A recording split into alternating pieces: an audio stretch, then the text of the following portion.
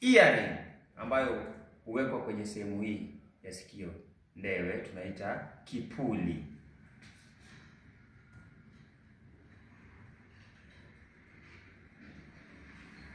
Tattoo ambayo watu huchorewa kama ishara ya mapambo fulani ambayo yatakawia ama yatadumu kwa muda, tunaita nembo.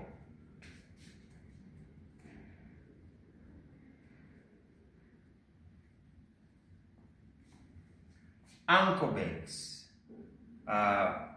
huwekwa kwenye sehemu ya mguu, tunaita njuga.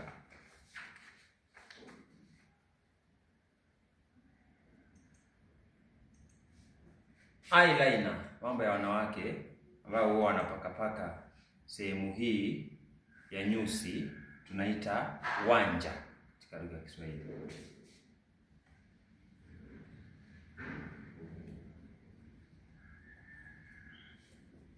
Incense ambayo hata kanisani Wakatoliki wanatumia sana, yule padre. Incense katika lugha ya Kiswahili tunaita ubani.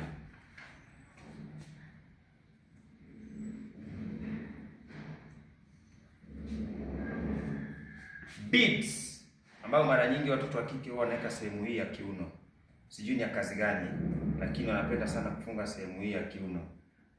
Naomba uniambie pale kwenye sehemu ya maoni, mtazamaji, beads katika lugha ya Kiswahili tuwaitaje?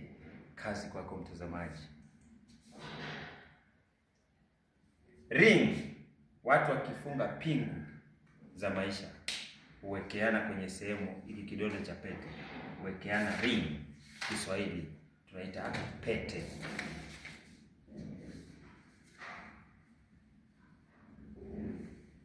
Pingu ndogo ya maisha, pete.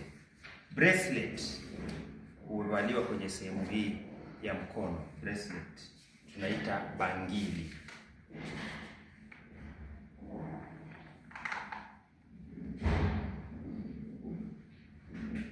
Kwa hivyo bracelet na bangles ni jamii moja, ni kama kaka na dada. Kwa hivyo mtu asishangae. Mwisho kabisa tuna nail polish. Nail polish ni rangi ya kucha.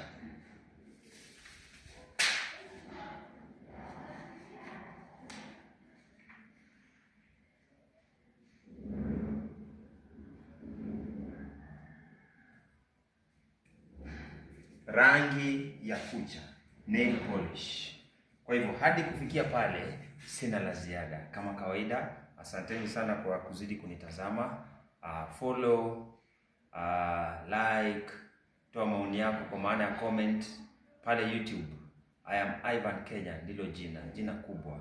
Kwa hivyo tuendelee pamoja na tusonge mbele pamoja hadi wakati mwingine. Shabash.